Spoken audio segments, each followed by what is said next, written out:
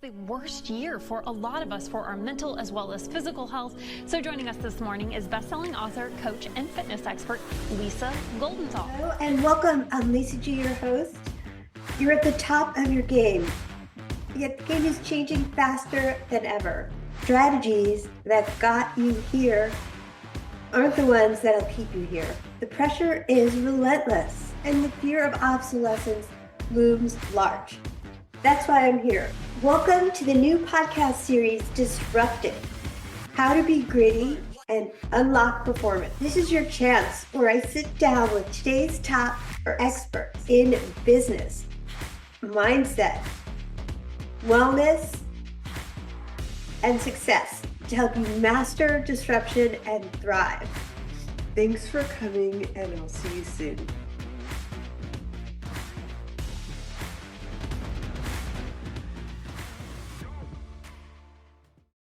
She's a best-selling author, speaker, psychotherapist, and executive coach, helping women leaders give themselves everything they ever wanted in life now. Recognized by Influence Digest as one of Austin's top 15 coaches to date. She's coached hundreds of brilliant entrepreneurs, artists, CEOs, and visionaries, guiding them to experience more freedom, love, and wealth in all its forms. Her best-selling book, How to Love Yourself in Less Than a Week, and also for the rest of your life, featured in the Be Kind Winter Box by Ellen DeGeneres. Welcome to the podcast, Rachel Madorsky. Lisa, thank you so much. So happy to be with you. I'm so thrilled to have you here. I want to dive deeper into your topic of your book, self-love. So what does it look like to really love yourself? Excellent question. I want to give you an answer, but I also want to be real and say this. It might look different for every person. And what's really powerful about the question is that we start actually asking ourselves, if I were to really and truly love myself deeply and completely, what would that look like? What would be different? What would I be saying no to? What would I be saying yes to? So the short answer for me would be, it looks like saying yes to yourself and trusting yourself at the deepest level possible. I love that answer. I've worked on loving myself quite a bit over the pandemic, and it really was life-changing. And I want to give our audience some practical steps on how we can love ourselves. And I also like the point you made about what you say no to, because I feel like accomplishing great things isn't always what you say yes to, but what you say no to. Yes, I love that. Last year, I was honored to have a pile of opportunities come in, and I started realizing for myself and for my clients, one of the many ways we can celebrate our success is by the quality of the opportunities we get to say no to. Wow. I love that. We do not have to say yes to every freaking thing that comes our way. We can be so honored and so happy and celebrate it and still pick and choose the things that are most meaningful to us. Right. I love telling people to just make a sandwich. Like, thank you so much for asking me. I have another obligation. Let me know how it goes. Like, just there's ways to stop people pleasing and just say yes to yourself, aren't there? Yes. Oh, yes. And I love you and we connected for a minute before we hit record, and I was laughing because we were both talking about our short attention span. And the truth is when we're doing something we love, we're in the zone, we have plenty of attention span. But at the same time, we're also busy and we want things quickly, and we don't want to have to focus longer than we need to. And all that is to say, that's one of the reasons why I wrote the book I wrote, and I wrote it the way I wrote it. It's like 60 pages long. It's something to take just a few minutes every day and give yourself an actionable dose of felt love. So here's some steps. Here's some quick and easy steps we can do. One is just begin to notice how often we say the word should to ourselves. I should call so-and-so. I should go to that event. I should. And what if we replace the word should forever with the word could? I could call so-and-so. I could go to the event, and let's turn it from a have to a permission. Do I want to? Great. If I do, yes. If I don't, I don't. And that's the end of that. I love that brilliant distinction of should to could, because I've heard it said you don't want to be shitting all over yourself. So that's wonderful. Are there any other practical steps that you want to give us to start loving ourselves more? Yes, I want to tell all of us and remind us that it's a practice. It's not like you have to go to therapy for 400 years and then one day you love yourself. Or another thing many of us do is overwork. I'm going to work so hard to prove my worth and my value when really your worth and your value, you showed up on the planet with it. There's nothing you need to do to prove it. So here's a couple other things we can do to increase our self-love. One is wake up in the morning and gently ask yourself, what is the most loving thing I can do for myself today? And listen for the answer. There will always be an answer. And then do the thing. That's great. Another one I like that's really practical, especially for those of us who have a lot going on. We're committed to lots of things. We have lots of visions we want to see be created, is to take a few minutes and make a list of everything you're tolerating and get really real with yourself. Whatever it is, if it's something at home, it's something in our personal life, it's something at work, make the list. It's just for you. You don't have to even show it to anyone. And then after you make a list, draw a line. And on the other side of each one of those items, write what you would love to be experiencing instead. And then this becomes your sacred to-do list. And no matter whether the step is big or small, start taking actions to give yourself the thing you would love instead. Wow, those are powerful steps. I mean, they might sound simple, but there's so much mental health problems right now since the pandemic, and it's at an all-time high, anxiety and depression. And if we start loving ourselves just a little bit each day, like do the thing, I love that. And then could instead of should, it's just like I get to. It's like a privilege if I want to rather than have to, because that never sounds fun. Like nobody wants to do what they have to do, right? No. And we're grown-ups now. We don't actually have to do anything we don't want to do. And something you just said, Lisa, that I love, I want to highlight it, is these do sound like simple, small actions. And there's this great paradigm, which is small hinges swing big doors. I love it. Don't underestimate the power of a small intentional action on the behalf of your dreams. If we're in a car or a boat or a plane and we change direction by only 2%, we're going to end up on a different continent. And the same thing is true for our lives. We're allowed to reduce the effort. We're allowed to make it easier. We're allowed to have fun and make small actions. It will still completely change your life. Yeah, I'm a big believer in making small changes consistently and actually getting somewhere. So we touched a little bit on self-worth and people pleasing and all the things. Do you have any advice for our audience about how we can stop people pleasing? Yes. People pleasing is kind of a trick. If we were to really break it down, we're not really pleasing the other person. What Wow. we're doing is we're doing something we think we should do because we Wow. think it's going to make someone else feel better. But really, all of that is so that we feel better, is so that we feel love, safe, or like we belong.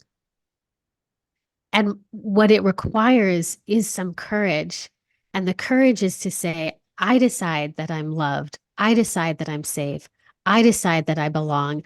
And to prove that, I'm going to be more honest and direct with the people that I love. You can still be kind, you can still be respectful, but we don't have to waste time with all the people pleasing baloney. It slows down our power.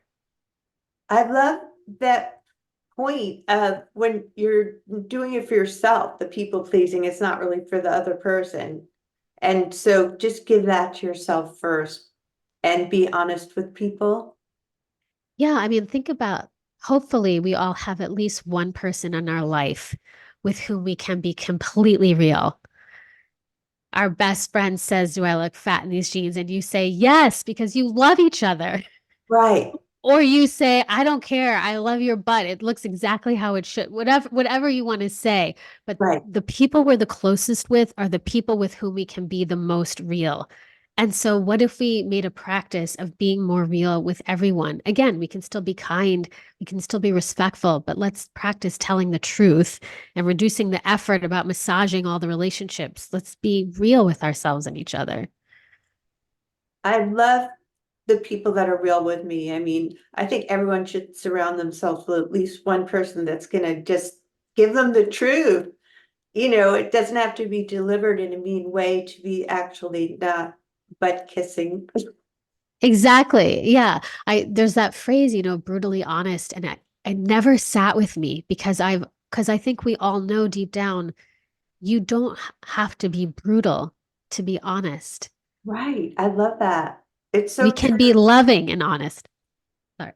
No, that's good because you want it to land with the other person where they don't get all set off and triggered and offended. Yes. And real quick too, I would love to stay here in our quickie conversation, Lisa, that more money follows more love, and that Wow. there's nothing selfish about loving yourself. And we need to break that myth that actually, when you fill your own cup first, the quality of what we have to give is so much greater from a full cup than a depleted cup.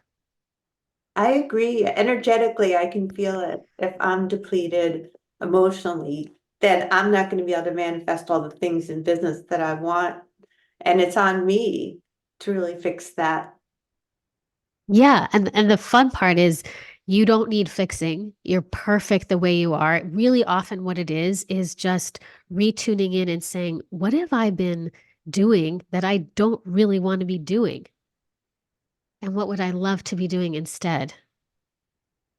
That is such powerful stuff. Well, we touched on the people pleasing and the self-love. What about the self-worth topic? Is there more on that you want to get into? On I how mean, we have practical steps to have like stronger self-worth? yes. Um, I really love playing with affirmations and mantras. And the reason why, for a lot of us, that hasn't worked in the past is because when we say something and we don't think it's true, then we just roll our eyes and say, forget it. It makes us feel worse. But a way to begin working with it is to think of an affirmation or a mantra is actually, it's just a new thought. And a belief is a thought we've practiced for a long time. And so, what we're actually going to do is come up with the things that we would most love to believe and practice believing them. So, for example, I want to bring money into the conversation because I love helping women make money, and I want every woman to feel like $1 million while she makes $1 million. So, let's say this year is the year that you hit 7 figures, or you want your business to hit 10 million, whatever the money goal is. You can create an affirmation that says something that's like, I am worthy of a $7 million year. I am worthy of a $7 million year. And just begin to bring that into your body, whatever the goal is. And the more we practice seeing what would it be like if I did believe that, if it feels really hard to say those words, then we say, it is possible for me to have a 7 figure year. It's possible. And our self-worth comes from appreciating ourselves, from seeing the beauty that's there, from giving ourselves the things that we want rather than waiting for someone else to give them to us first. We go first. I love that. That having just the beliefs that we're not aware of when you're saying these mantras and you don't really believe it. Is there any tips for how we can have these affirmations and believe it and just believe that worthiness piece? Like, I am worthy. Yes, you want to find something that's true. So if we're, let's say we're really working on this, I am worthy, and we don't feel worthy, then another step to say is, it is possible for me to feel worthy. And if that feels impossible, if that feels too big of a stretch, then we can back it up a little further and say, I am willing to believe that it's possible for me to feel worthy. find something that is true, that's a little bit of a stretch in the direction of your desire, and say that till that one becomes a no-brainer. Do you have any final tips for our audience about how we can actually become more successful? I love that you said you love helping people make more money. How can we do that? Who doesn't want more money, anybody? Exactly. So one way to do that is to recognize we all have a set point of how much good can come in and still feel comfortable with it. So it can be good in love, good in relationships, good in money, but we'll talk about money because money is fun and we want to break any paradigm that says we're not supposed to talk about money. Let's talk about money. So a tip for making more money in the way of including self-love is to recognize that the more we can practice our ability to receive, the more money can flow to us. And if you're someone that's really into personal growth and self-aware, really start looking at how much money can I bring in before I start feeling uncomfortable. And we want to make that your next goal so that the ceiling becomes the floor. And one step to take to start creating that is to practice your ability to receive anywhere, whether it's compliments, fun, an extra half hour for lunch. Just start receiving more and money will follow. I love the practice receiving more, which is obviously like different from giving. Like, what is the distinction there? Well, let's say there's three things. There's giving, there's receiving, and there's taking. And I don't know about you, but I've had times in my life where I have felt really needy. I felt needy and I thought I was taking too much. When we're in a place of feeling needy, we are taking. It's very different than receiving. But Wow. giving and receiving are two halves of a circle. We need both parts. Both are required to feel fulfilled, to feel whole, to have integrity. If we're only giving and not receiving, I promise the quality of what we're giving is not as great as it is when we're fully receiving. And if we're not fully receiving, then we're limiting how much money and goodness can come in. I love the focus on receiving. Where can people find more of your great stuff, Rachel Madorsky? Oh, Lisa, thank you. You can go to my website, which is rachelmadorsky.com. We have a free gift for your listeners, which is a really sweet self-love checklist and guide to get started and make it really easy and simple. And there's lots of things on the website, like my book and anything else you might want. And you're welcome to connect with me. Well, you guys should connect with Rachel. I'm going to be checking it out. So thank you for being a fantastic guest on Whole CEO with Lisa G. Thank you so much, Lisa.